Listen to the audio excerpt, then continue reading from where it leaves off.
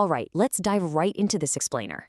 I want you to imagine we're being pulled aside in a quiet corner of some bustling venue, right before the Friday night crowd rushes in. Consider this our shared personal apprenticeship with a 30-year veteran of the industry. We're going to look at exactly what it takes to ditch that cubicle, completely escape the 9-to-5 grind, and actually make a living playing music. And I'm not talking about being a stadium rock star, but a real, working, breathing, solo acoustic musician, or what we'll be calling a SAM. You know, you might think the biggest secret to gigging is nailing that mind-blowing guitar solo, but it's really not. It's extreme punctuality and professionalism. Venue managers care infinitely more about you just showing up. Arriving an hour early isn't some casual suggestion. It is literally the absolute foundation of your reliability. It gives you buffer time to handle all the unexpected stuff, like crazy holiday traffic or a total nightmare parking situation, without breaking a single sweat. It shows them you treat this passion like a genuine profession. And this timeline really paints the picture of the journey we're unpacking today. This is not just theory. This roadmap comes from a veteran who literally walked into a bar as a 14-year-old kid, talked to the owner, and booked their very first paying gig. From grinding out shows every single weekend in the 90s to playing almost 300 gigs a year in the sweltering Florida heat, this is the real, lived timeline of a true survivor in the music business. And we're going to unpack these hard-won lessons together. I mean, we all start out exactly like this guy, don't we? Picking up a guitar at 12 years old with these massive, lofty goals of landing a giant record deal and becoming the iconic voice of our generation. But to actually survive and thrive in this industry for decades, well, you quickly learn the reality has to become much more grounded, practical, and sustainable. You can absolutely fulfill your desire to make people smile, but you gotta understand the business first. So let's get into section 1, the reality check. Picture this. You're talking to a venue manager, and they inevitably ask you the dreaded question. Do you have a draw? They want to know, how many paying customers are you going to physically bring through my doors tonight? As an apprentice in this business, you need to know exactly how to handle this high-stakes moment with total confidence. And your honest professional answer? A flat-out no.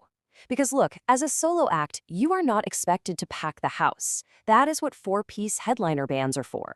Your job as a SAM is entirely different. You are there to provide high-quality background music and entertainment for the people who are already sitting there.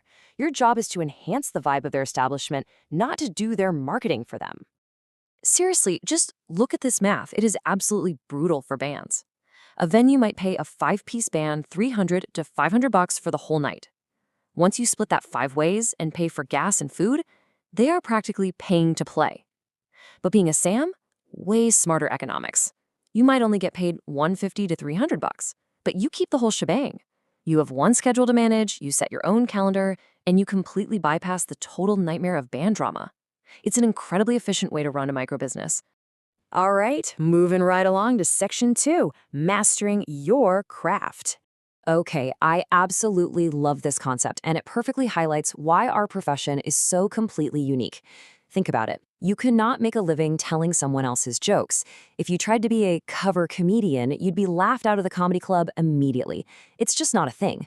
But as a musician, you can actually make a really respectable, lifelong living exclusively playing other people's art. People just love familiarity, and delivering their favorite songs well is a highly marketable skill. Let's talk gear for a sec. Every working pro needs what we call a beach guitar. This is your third-string instrument. It's a non-electric, fairly inexpensive acoustic, but you've had it properly set up by a luthier, so it still plays like a dream. Why? Because you absolutely need an instrument you can drag to a poolside gig, a beach party, or a campfire without a giant knot in your stomach. If someone accidentally knocks it over, you haven't just lost your primary source of income. You gotta protect your main gear by having a strategic backup. And just like you protect your gear, you've gotta protect your voice and, honestly, your reputation.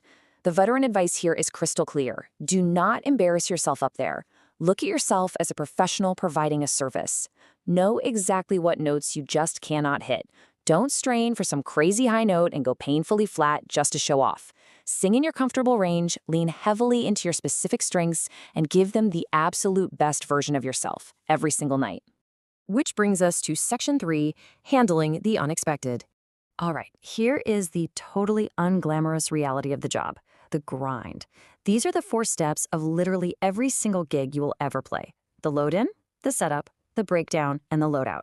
The crowd only sees the magic in the middle, but you have to be prepared to haul your heavy gear from a parking garage 3 blocks away or squeeze it all into a tiny elevator up to the 10th floor of a hotel. You have to get your systems dialed in so you don't exhaust yourself before you even play your first chord. Once you're finally set up, that's when the real work begins. It turns out after thousands of hours on stage, you develop this absolute superpower for reading a room. It becomes this fascinating game of people watching.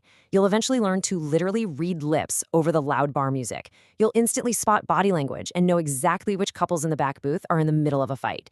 And that awareness, that's what allows you to dynamically adjust your set list on the fly to match the exact mood of the room. But hey, you gotta check your ego at the door here. The source calls this the cheeseburger reality. You might play the most brilliant, soulful rendition of a song, pouring your heart out and get zero response, total silence. You have to develop some seriously thick skin and realize it's almost never personal. People are just there to eat and talk. Plus, it is physically very difficult to clap when you're double fisting a cheeseburger and a cold beer. You just accept it, smile, and play the next song. And that leads us perfectly into Section 4, the professional mindset. You might think that once you've memorized enough songs, you can just stop practicing. But remember, absolute legends like Tiger Woods or Michael Jordan never stop learning or being coached. There's this old saying about a great violin player: if they take 1 day off from practice, nobody notices.